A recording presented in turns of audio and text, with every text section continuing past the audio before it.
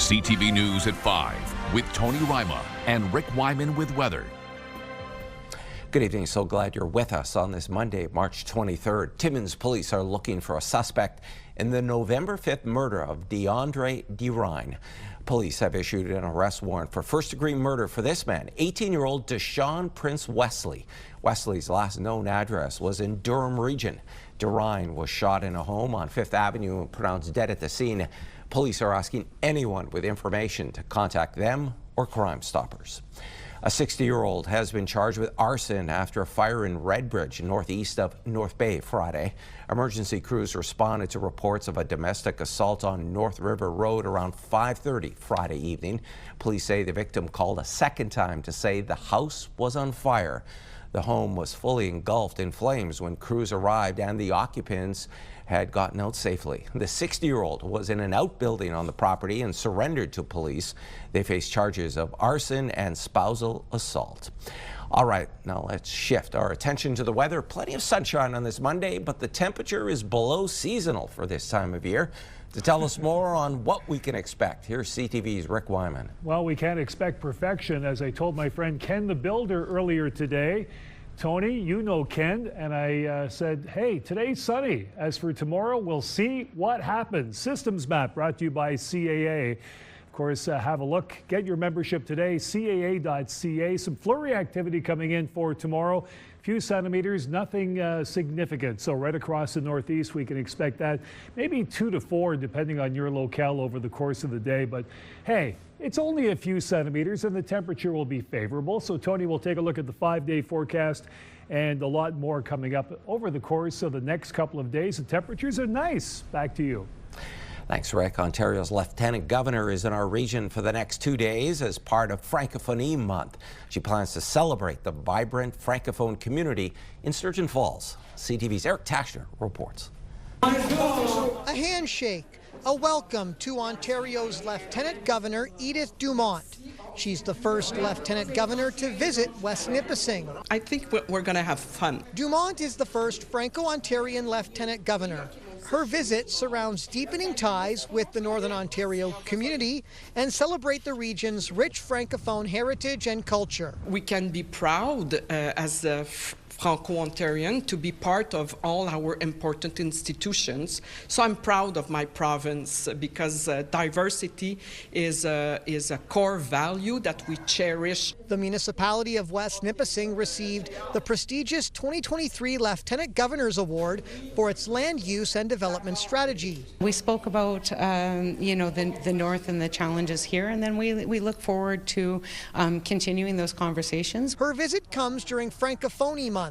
Dumont will visit several locations throughout Sturgeon Falls, including the West Nipissing Community Health Centre, multiple schools, and the Club Richelieu for the Francophone dinner. It means a lot to us to have her there tomorrow, and we had no problem selling our tickets. According to the 2021 population census, there are over 652,000 Francophones living in Ontario, with close to 60% of West Nipissing residents who use French as their mother tongue or primary language. It's the visibility. It's also the recognition of our communities that are not necessarily centered in Ottawa or Toronto, that we are all over the province. And she looks forward to leaving her mark on this community. The Francophones are people that travel across Canada and Ontario. Eric Tashner, CTV News, Sturgeon Falls.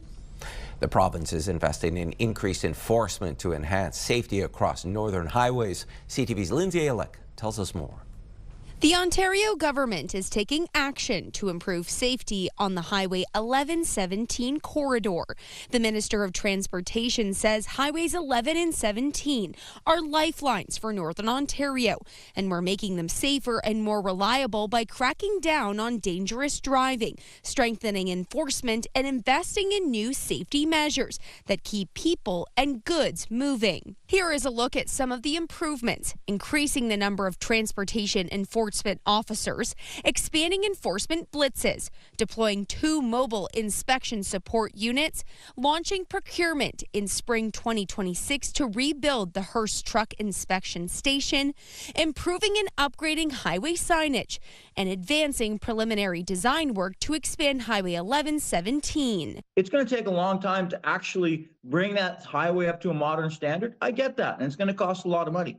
But there are things that we can do immediately that will save people's lives. Vantoff introduced a private member's motion to declare the modernization and expansion of Highway 1117 a project of provincial significance at Queen's Park today. Prime Minister Carney asked the premiers to come up with projects of national significance that would help the country. We face a very, tumultuous time, and we can't think of a better one. Other improvements include upgrading the provincial rest area network to include more year-round truck parking, as well as continuing to work with groups like the Federation of Northern Ontario Municipalities. I think we have to keep the focus on the upgrade of both those highways, as we recognize that they're just not built for today's standards. In 2025-26, Ontario is investing nearly $583 million through the Northern Highways program, including $481 million for rehabilitation projects and almost $102 million for expansion projects. Lindsay Alick, CTV News, Sudbury. Today marks the final day on the job for hundreds of Algoma Steel employees. As part of the company's transition from blast furnaces to the electric arc furnace, 1,000 employees were given layoff notices December 1st. Today, dozens of those workers took in training at the Steelworkers Power Action Center related to employment insurance. Some came directly from their final shift, while others have been laid off for days. This training is seen as critical by many, whether they plan on being on EI while they look for other work or remain hopeful that their name is called to return to Algoma Steel. I was looking at my future and didn't know where to go from there. Obviously, we knew we had 16 weeks left at that point to our official last date. A lot went through my head in terms of like what I want to do from here. Do I want to go back to school? Maybe I can keep my job. Maybe I can bump someone. That was all up in the air. But officially, my last day was Friday, so now I'm here, filing for unemployment. Possibly go back to school for training for something. I'm not sure what I want to do, but it's been a long 4 months. Let's put it that way. And tonight's council meeting will see an update on the Port of Sault Ste. Marie project. If funded by upper levels of government, it could bring back thousands of jobs to the Soo, and we'll have more on that story at 6 o'clock. It's time for a quick break. Coming up on CTV News at 5. Rick has your full weather forecast. Right now, though, we're off to Timmins and Gillies Lake. This live webcam is courtesy of that city. It's -4 Celsius. We're back in a few minutes.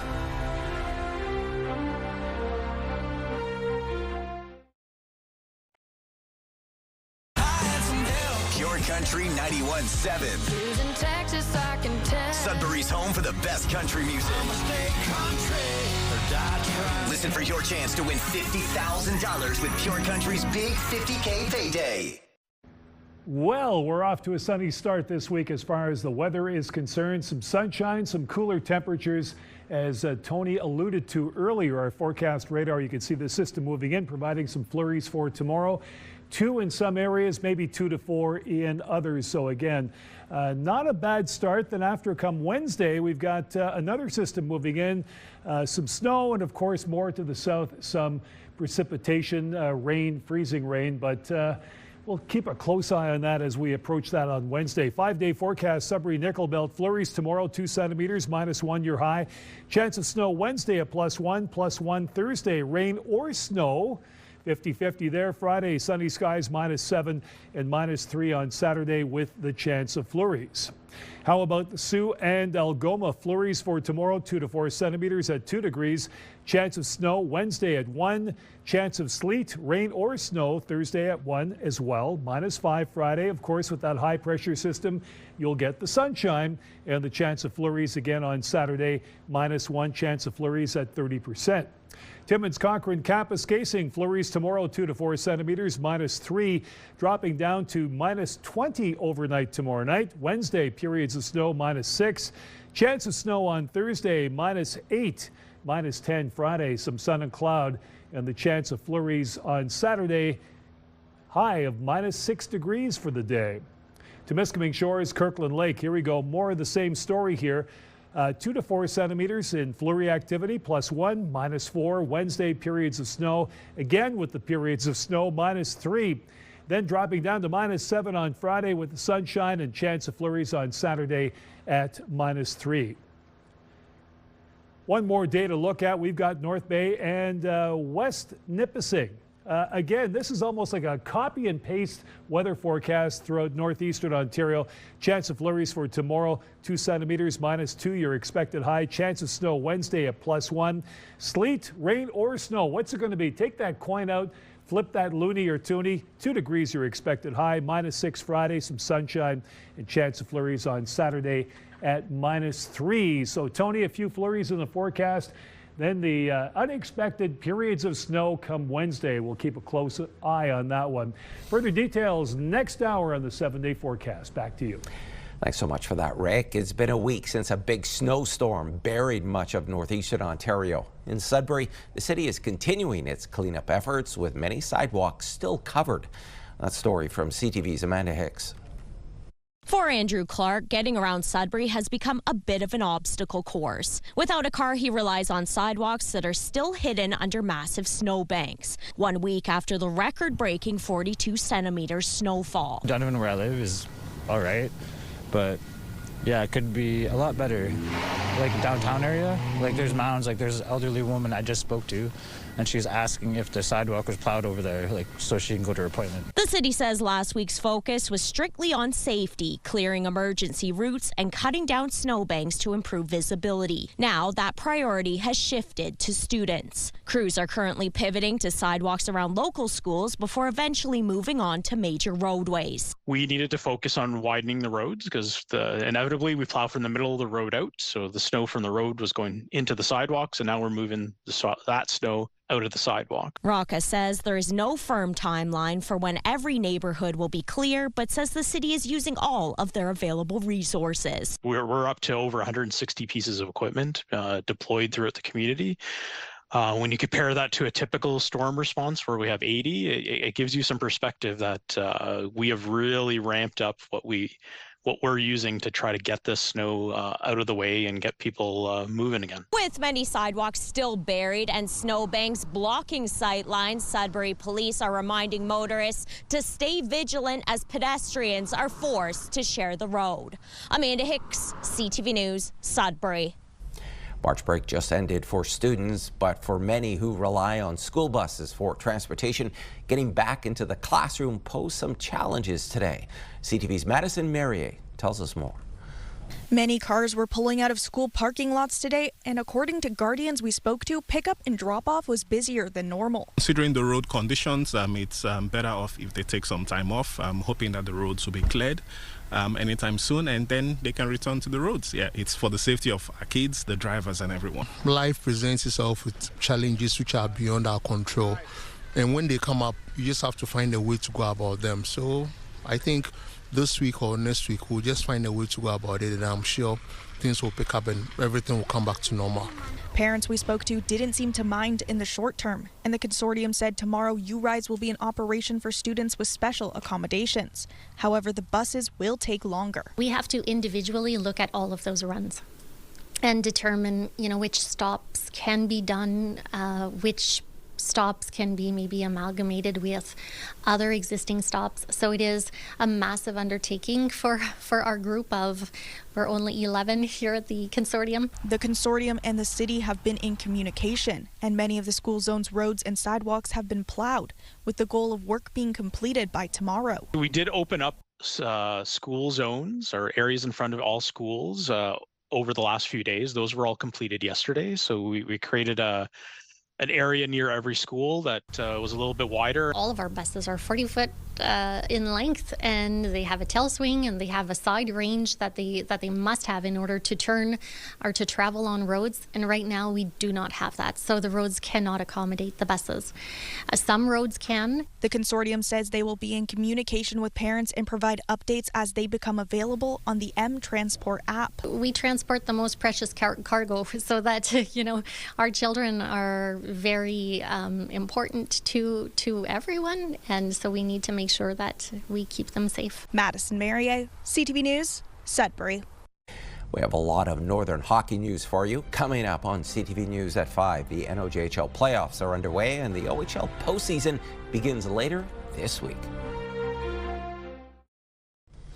Snow load is to blame for a building collapse in the commercial district in Kapuskasing. No one was hurt. The vacant building is on Byng Street. The town was forced to evacuate almost 24 commercial and residential buildings between Queen Street and Riverside Drive because the collapse caused a gas leak. Most have been allowed back with the exception of one apartment complex next to the impacted building. You can see in this picture the roof collapsed in on itself. The mayor says the building, which was to be converted into apartments, is now a total loss.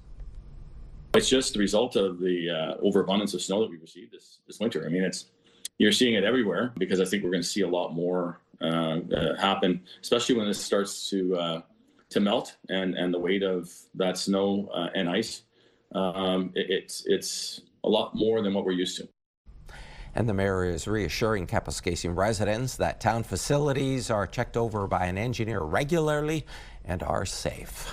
A natural gas leak forced the relocation of students from Confederation Secondary School in the Greater Sudbury community of Valcarin this morning. The school board says staff greeted students as they arrived and they were relocated to nearby École Jean-Paul II. While the source of the gas was determined, the gas was turned off. Contractors called in and Greater Sudbury Fire Services were also on site conducting air quality testing. Just after 10 a.m., students returned to school after fire services deemed it was safe. The city confirms Enbridge has concluded the cause was a ruptured gas line on the roof due to ice buildup. The school is being heated by boilers during the repairs. As we told you last week, the Elliott Lake Vikings of the Northern Ontario Junior Hockey League are making a return. It's been a year and a half since the team left the league because of structural issues with the city's arena, but the club will return for the 2026-27 season. The team's president says it's been sad to drive past the arena and see it boarded up. Crews have been working year-round to repair the facility. For myself, not only myself, but the whole town of Elliott Lake. And like I said, the minor hockey, the figure skating, the fans of hockey, men's league. It's, our pool just recently opened up. So there's been a lot of hardship in the last couple of years with facilities being down. But come September 1st, we're ready to go. And the arena is slated to reopen this summer following lengthy repairs and renovations. And playoffs are well underway in the NOJHL. The Sudbury Cubs are up 2-0 over the Kirkland Lake Gold Miners. The series heads to Kirkland Lake this evening at 7 o'clock. The 7th place Sioux Eagles disappointed Powassan Voodoo's fans, scoring 2 wins on the road. That series heads to Michigan tomorrow night. The Hearst Lumberjacks are up 2-0 over the Espanola Paper Kings. The Paper Kings will host the next 2 games starting Tuesday. And the only tied series is the Timmins Rock versus the Sioux Thunderbirds.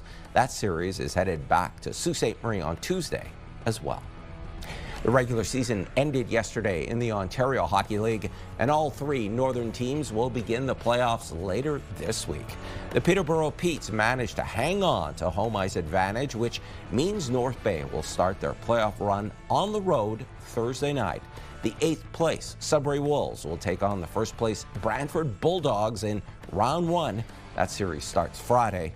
And in the Western Conference, the Sioux Greyhounds went into the weekend just 1 point back of the London Knights. Unfortunately, they finished the weekend where they started. They'll hit the road for Game 1 in London on Friday.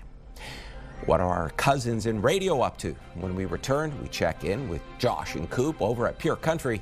You're watching First at 5.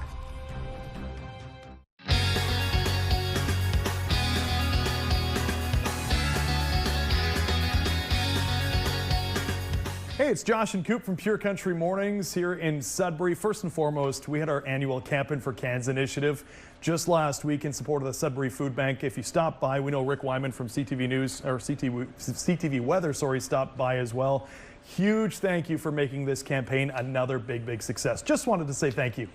And hey, in the country music world, there's lots of headlines floating around. We are in that time of year when we're hearing about the latest class of inductees for the Country Music Hall of Fame. And how about in 2026, Tim McGraw being inducted into the hall? When asked about it, he actually said, "I don't know if I ever thought it would happen in my lifetime." Pretty huge. I know Kenny Chesney posted something really cool on social media, a tribute to him. Something else that's been floating around country music as of late is Florida Georgia Line getting back together. The two guys actually did a performance on stage recently, which was cool. And then now everybody's saying, oh, are they going to go on tour? Are they going to come back together? Are they going to put out a new album? Time will tell. Time will tell.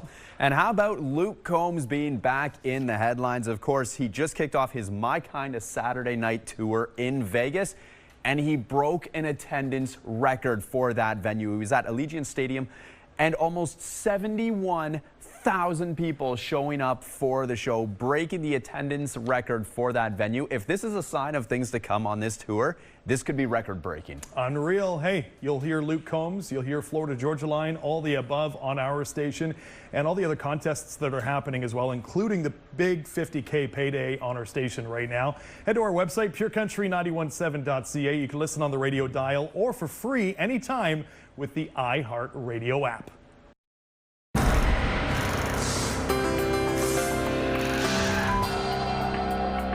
Our first community close-up comes to us from Sault Ste. Marie. Wendy Lynn Hill sent us this picture saying, caught the sunset before it faded into the clouds on an evening walk. Thanks so much for this, Wendy Lynn. To North Bay, where Liz Carrero sent us this photograph. She says, plenty of ducks assembling at the North Bay waterfront on James Street. That's a great shot, Liz.